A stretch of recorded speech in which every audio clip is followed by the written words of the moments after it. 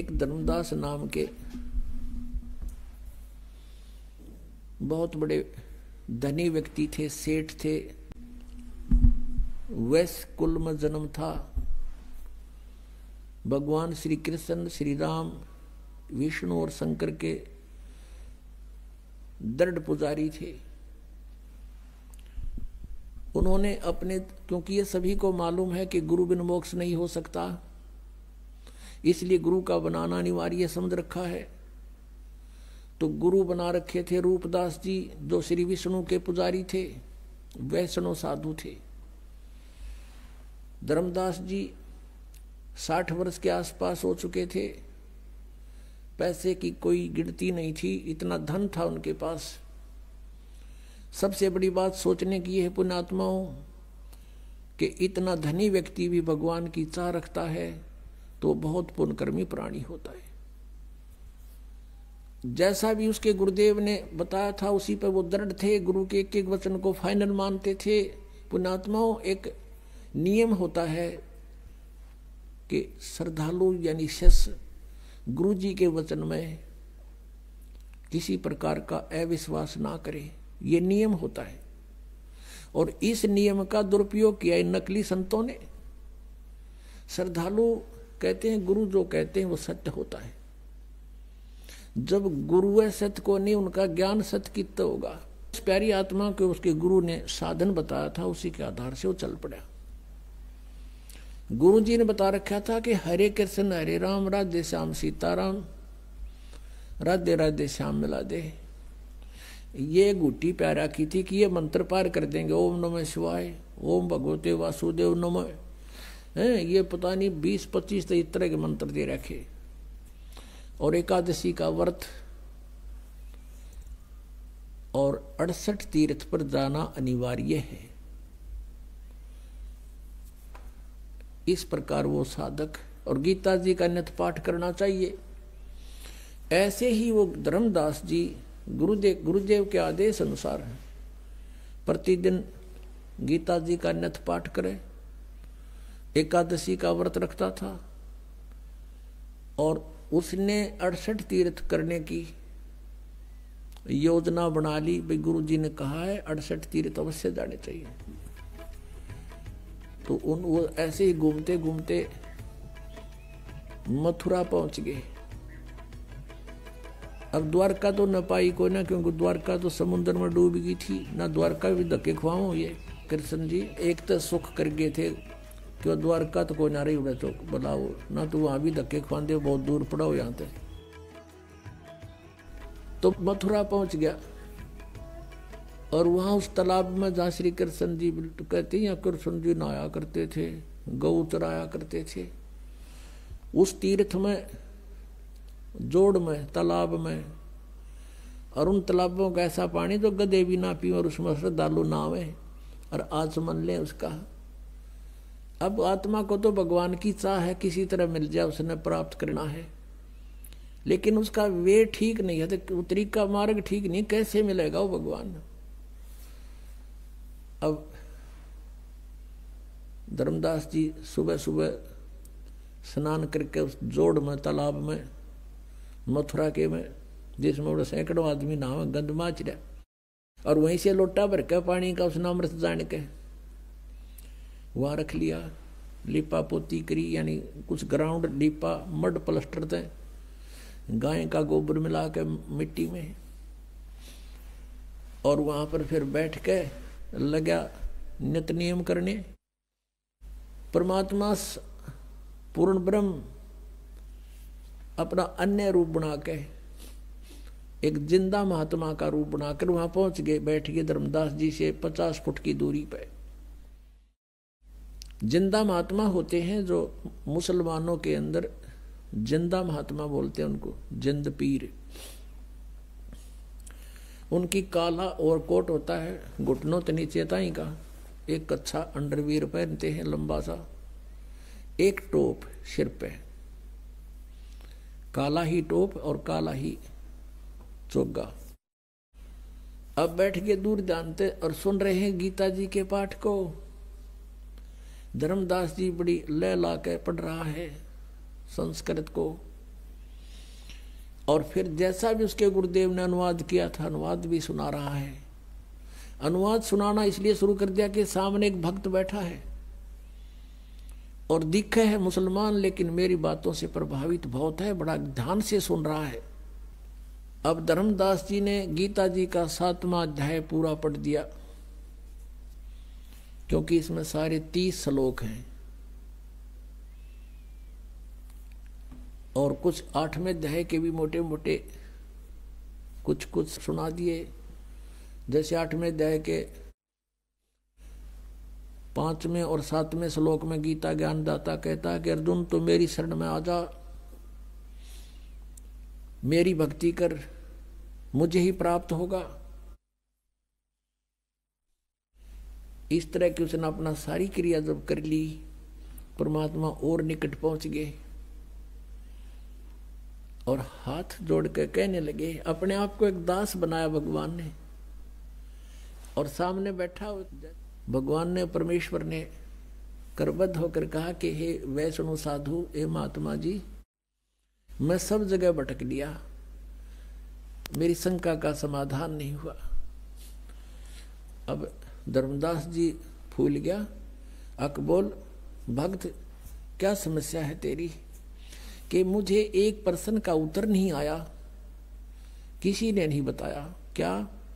कि कौन ब्रह्मा का पिता है, कौन विष्णु की माँ, और शंकर का दादा कौन है, हमको दे बता। धर्मदास जी हंसे पहले तो कि वाह भाई वाह, आपको हमारे हिंदू सदग्रंथों का पता नहीं, इसलिए आप ऐसा बोल रहे हैं। भक्त, ये तो अजरो अमर हैं, इनके कोई माता पिता नहीं है, ये तो सर्वेश्वर हैं, ब्रह्मा विष्णु जी शिव जी, ये तो बड़े समर्थ शक्ति हैं, अजन्मा है, इनका कोई माता पिता। परमेश्वर ने कहा कि आप अपने सदग्रंथों से परिचित नहीं हैं महात्मा जी। श्री देवी भागवत में पढ़कर देखो, 3 स्कंद में, इनकी जन्म मृत्यु होती है, ये अविनाशी नहीं है। अब उस समय ये संस्कृत में थे सारे, तो वो उसने एक ब्राह्मण से पूछा कि ब्राह्मण इसमें कहीं लिखा है? तो ब्राह्मण ने कहा, पढ़कर सुना 3 स्कंद में। ब्राह्मण पढ़ता पढ़ता एकदम चुप हो गया, कहने लगा, भाई लिखा था, पर ये तो वैसे लिख दिया होगा। अब धर्मदास के बात खटकता गई, वे वैसे गीता इन कैसे पुराणों वैसे कैसे लिख दिया। फिर परमात्मा ने कहा कि बात सुनो, आप 7वें अध्याय को पढ़ रहे हो, 7वें अध्याय में इस गीता जी के पढ़ने से क्या लाभ होगा आपको? यदि मैं भी पढ़ने लगूं, आपका अनुयायी बनूं, तो इस गीता जी के नित्य पाठ से क्या लाभ होगा, ये बताओ मुझे। धर्मदास जी ने कहा कि इससे ये मोक्ष होता है। एक राजा ने पढ़ी थी, उसको संतान होगी, एक ने ऐसा पढ़ा था, उसको ऐसे हो गया। परमात्मा ने प्रश्न किया कि किसी एक किसान का पुत्र था, एक किसान था, उसके वृद्ध अवस्था में एक पुत्र प्राप्त हुआ, इकलौता। अब किसान ने सोचा कि मेरी मृत्यु के बाद कहीं ये पुत्र मेरे व्यवसाय से अपरिचित ना रह जावे, मैं ये युवा होगा तब तक मेरी मृत्यु हो जाएगी। उसने अपना सारा अनुभव एक बही में लिख दिया पैड पे, और कहा, बेटा जब तू सियाना हो जा, बड़ा हो जा, खेती करने लगे, तो मेरे इस लेख को अवश्य पढ़ना। अब वो किसान का पुत्र उसको पढ़ रहा अपने पिता की मृत्यु के उपरांत, उसके द्वारा दिए गए अनुभव के उस लेख को डेली पढ़ता है। तो उसको डेली पढ़ने का क्या उद्देश्य है उसका? परमात्मा कहते हैं उसका उद्देश्य यही होगा ना कि उस जैसे पिताजी ने कहा वैसे बीज बोए, वही कणक बीजे, उसका उसी तरह उसी सीजन में उसकी बिजाई करे और उसी तरह समय समय पर उसमें सिंचाई करे। कहा जी हाँ बिल्कुल ऐसा ही है, और उसका फायदा क्या लिखने का? और वो गेहूं के स्थान पर तो बांग बोए, गेहूं के बीज के स्थान पर भांग बो रहा हो तो कैसा है वो किसान? अगो तो मूर्ख है, मूर्ख है तो वही बोनी तो लिख रखा है, लिखा हुआ उसमें। तो भगत जी जो आपकी गीता जी में लिखा है, आप वही बीज बोगे, वही शास्त्र अनुकूल साधना करोगे, वही नाम जाप करोगे तो लाभ होगा। बीज भक्ति का नाम है और बाकी जो धार्मिक क्रिया है ये खाद और पानी सिंचाई है। तुमने बीज ही गलत बो रखा है। गीता जी में कहीं पर है हरे राम हरे कृष्ण, कृष्ण कृष्ण हरे हरे, सीताराम राधे श्याम, राधे राधे श्याम मिला दे, ओम नमः शिवाय, ओम भागवते वासुदेव नमः, है तेरी गीता जी में कहीं लिखा? नहीं, फिर तू इन रट्टा लाने लग गया तो उस किसान के मूर्ख पुत्र से कम है। अरे जो गीता में लिखा वैसे ही करोगे तो लाभ होगा। इसमें एकादशी का व्रत लिखा कहीं? छठे अध्याय के 16वें श्लोक में मना किया है कि अर्जुन ये योग यानी साधना भक्ति ना तो अधिक खाने वाले की और ना बिल्कुल ना खाने वाले की कभी सफल नहीं होगी। बिल्कुल ना खाना व्रत रखना एकादशी का, सारा दिन भूखे मरते हो तुम। अब गीता पढ़ते उसने रखी थी, गोट रखी थी धर्मदास जी ने, परमात्मा की एक एक बात छाती में लग गई थी। अरे तू गीता जी को सिरोधार्य मानता है, भगवान के आदेश विरुद्ध तू साधना कर रहा है। 16 अध्याय के 23वें श्लोक में लिखा है शास्त्र विधि को त्याग कर जो मनमाना आचरण करते हैं उनकी ना गति होती, ना उनको कोई सिद्धि प्राप्त होती, ना उनको कोई सुख होता। यूजलेस। अब यो मन बड़ा शैतान है, यो जल्दी से हार नहीं मानता। अब सारी समझ रहा है, सुन रहा है और हृदय में जा रही है। अब क्या हुआ? क्योंकि काल को पता लग गया कि तेरा एक आदमी जाओगा, काल फंस गया तो इसके वो अंदर से प्रेरणा कर दी कि तू, उसने मन में आई कि ये मुसलमान है और ये वैसे बकवास कर रहा है। सभी तो राम नाम ऐसा ही जप रहे हैं, सभी तो इन नामों का जाप करें पूरे हिंदू समाज में। तो उसने क्या कहा धर्मदास ने परमात्मा को कि जिंदा तेरी बात मैंने बहुत कड़वी लगे और तू महात्मा है ना, मैं तेरे साथ लड़ पड़ता तो साधु वेश में है। आगे से ऐसी बात मत करना, हमारे भगवानों के हमारे मंत्रों के बारे में फालतू मत बोलना। परमात्मा उसी समय जान गए काल आ गए, इसमें अंतर ध्यान हो गए, भगवान वहां से अदृश्य हो गए। अब सामने आदमी बतलावे, अरे एकदम ओझल हो जा तो कलजा पाट जा। और कुछ लाला जी था, सामने से भगवान एकदम अदृश्य हो गए। उसी समय उसका तो धक्का सा लगा और उसने सोचा देख सारी सच्ची बात बतावे थे, सब सत्य सत्य बोल रहे थे, मेरे भाग फूट गए। ये तो कोई फरिश्ता था, कोई भगवान का भेजा हुआ दूत था, मैंने बड़ी गलती करी और सब बातें सही कह रहा था। अब परमात्मा ने यहां भी बताया था कि जिस तालाब में तू नहा के आया है इसमें पता नहीं कितने जीव मार दिए तने। अब धर्मदास को जो मालिक ने बताई थी तू पूजा पढ़े गीता ने, और गीता जी के 8वें अध्याय के 13वें श्लोक में पढ़ ले कि ओम इति एकाक्षरम ब्रह्म विवरण माम अनुसमरण ये पर्याति तजन देहम सयाति परमाम गतिम। मुझ ब्रह्म का केवल एक ओम अक्षर है, नथिंग एल्स। और जो इसका उच्चारण करके सिमरण करता हुआ शरीर छोड़कर जाता है सयाति परमाम गतिम, वो परम गति को प्राप्त होता जो ओम से मिलने वाली परम गति है। अर्थम जपो हरे राम हरे कृष्ण राधे श्याम सीताराम राधे राधे। कोई बात हुई? अब एक किसी ने प्रश्न किया कृष्ण के पुजारी था कि आपका इष्ट देव कौन है? स्वरूप तन्यों का राधे, और फिर ने हो गया श्री कृष्ण जी मेरा इष्ट है। अरे राधे होया कृष्ण जी तेरा इष्ट होया, कमाल की बात कर रहे हैं, बिना अकल की बात।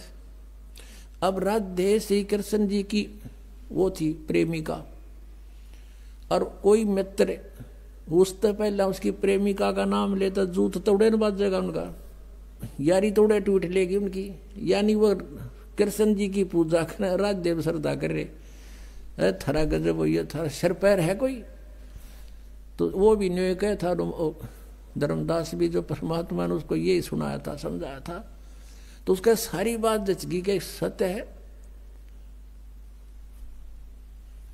अब उसने सुबह वो क्रिया ना हुई उस भगत जी में जो प्रतिदिन क्रिया करता,